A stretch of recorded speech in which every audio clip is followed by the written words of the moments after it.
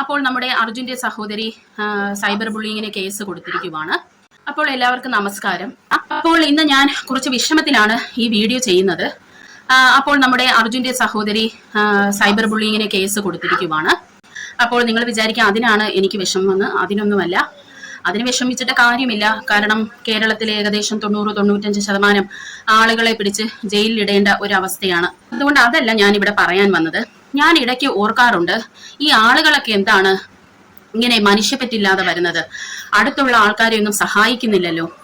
ഇവരൊക്കെ വന്ന് ഈ യൂട്യൂബിൽ കൂടിയൊക്കെ അടിയിൽ കമന്റ് വഴിയൊക്കെ സപ്പോർട്ട് തരുമ്പോഴാണ് എനിക്ക് മനസ്സിലാവുന്നത് നന്മയുള്ള മനുഷ്യര് മരിച്ചിട്ടില്ല എന്നുള്ളത്, അല്ലെങ്കിൽ നന്മയുള്ള മനസ്സുകൾ ഇന്നും ജീവിച്ചിരിപ്പുണ്ടെന്ന്.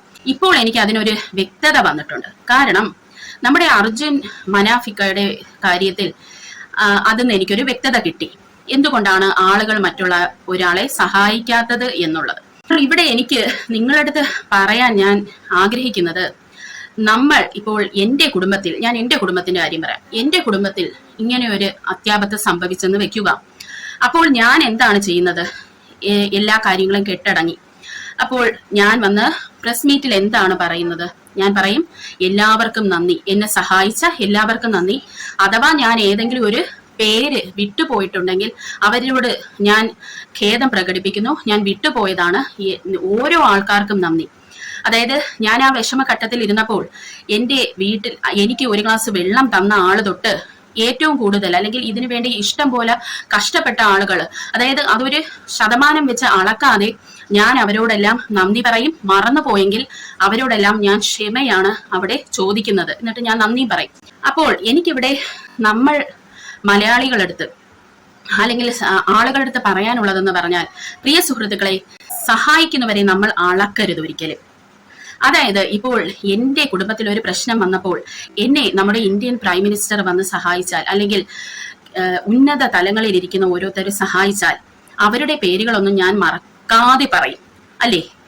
എന്നാൽ നമ്മൾ സാധാരണക്കാരനെ മറന്നു പോകും. അപ്പോൾ ഇവിടെ സംഭവിച്ചതും അതാണ്. നമ്മുടെ മനാഫ് എന്ന് പറയുന്നത്, അല്ലെങ്കിൽ മനാഫിക്ക എന്ന് പറയുന്നത് ഒരു സാധാരണക്കാരനാണ്. അദ്ദേഹത്തിന് സാമ്പത്തികമായ കാര്യങ്ങൾ ഉണ്ടെങ്കിലും അയാൾ ഒരു സാധാരണക്കാരനാണ്. അദ്ദേഹം ഒരു പ്രൈം മിനിസ്റ്ററോ മുഖ്യമന്ത്രിയോ അല്ലെങ്കിൽ കീ പൊസിഷൻസിൽ ഇരിക്കുന്ന ഒരാളല്ല. അദ്ദേഹത്തിന് സഹായം വേണമെങ്കിൽ അദ്ദേഹത്തിന് നേതാക്കന്മാരെ പോയി കാണണം. അതിനാണല്ലോ നമ്മൾ ഈ വോട്ട് കൊടുത്ത്, ഇലക്ഷനൊക്കെ നടത്തി വോട്ട് കൊടുത്ത് ഒരാളെ ജയിപ്പിക്കുന്നത്, അല്ലെ? അപ്പോൾ ഇവിടെ എനിക്കും പറയാനുള്ളത് അതാണ്. അപ്പോൾ നമ്മൾ ഒരാളെ സഹായിക്കുന്നവരെ അളക്കരുത്. അല്ലെങ്കിൽ ഞാൻ പറഞ്ഞ വഴിയല്ല ഇദ്ദേഹം സഹായിക്കാൻ പോയത് എന്ന് പറയുന്നത് ശരിയല്ല. സഹായം ഇങ്ങനെയല്ലല്ലോ പ്രിയ സുഹൃത്തുക്കളെ അളക്കേണ്ടത്. അതായത് 100-ൽ 5% സഹായിച്ച ഇന്നാള്, 10% സഹായിച്ച ഇന്നാള്, 50% സഹായിച്ച ഇന്നാള്, 100-ൽ 100% സഹായിച്ച ആളിന് മാത്രമേ നമ്മൾ താങ്ക്സ് പറയത്തുള്ളൂ. ഇതൊക്കെ എൻ്റെ ഒരു ചോദ്യമാണ് കേട്ടോ നിങ്ങളോടൊക്കെ. ഞാൻ അങ്ങനെ ചെയ്യാറില്ല. അതാണ് ഈ പൊതുജന വികാരത്തിൽ നിന്നും എനിക്ക് അങ്ങനെയാണ് മനസ്സിലായത്. അപ്പോൾ ഇതൊരു വേദനയാണ്. കാരണം ഇതുകൊണ്ടാണ് നമ്മുടെ അടുത്തുള്ള ആൾക്കാർ, അല്ലെങ്കിൽ നമ്മുടെ കൂടപ്പിറപ്പുകൾ, അല്ലെങ്കിൽ നമ്മുടെ നെയ്ബേഴ്സ്, റിലേറ്റീവ്സ് ഒന്നും നമ്മളെ സഹായിക്കാത്തത്.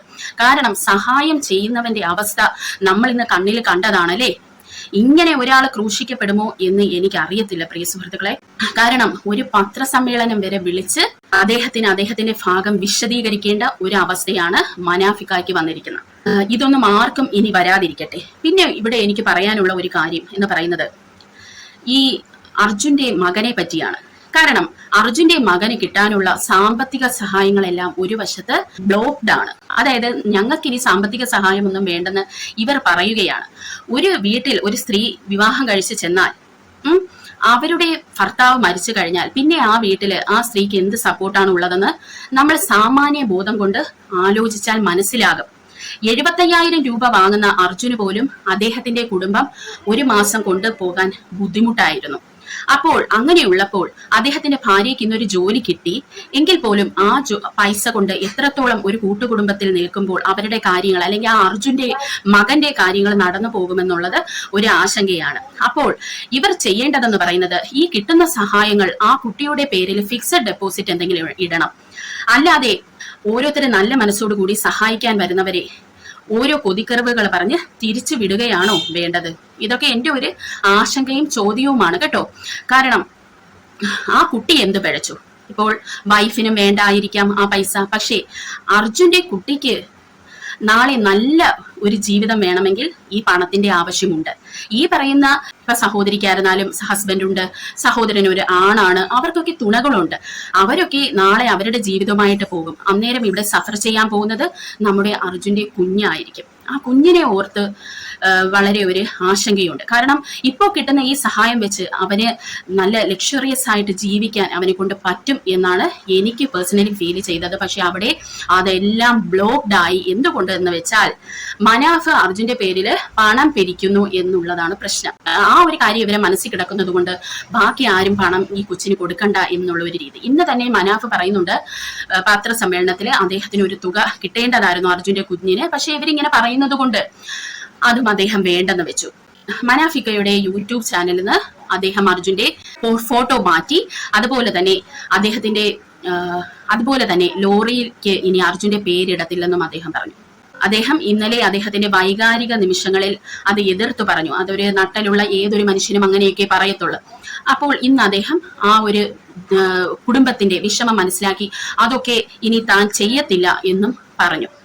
പ്രിയ സുഹൃത്തുക്കളെ, ഇവിടെ എനിക്ക് പറയാനുള്ളത്, ഒരു പണക്കാരൻ സഹായിച്ചു അതുകൊണ്ട് അവനെ പ്രീതിപ്പെടുത്തി നിന്നാൽ എനിക്ക് മുന്നോട്ട് നല്ലതാണ് എന്ന് ചിന്തിക്കുന്നത് തെറ്റാണ്. അല്ലെങ്കിൽ ഇവൻ പാവപ്പെട്ടവനാണ്, ഇവൻ സഹായിച്ചെന്ന് വലിയ ഹൈലൈറ്റ് ആയിട്ട് പറയണ്ട.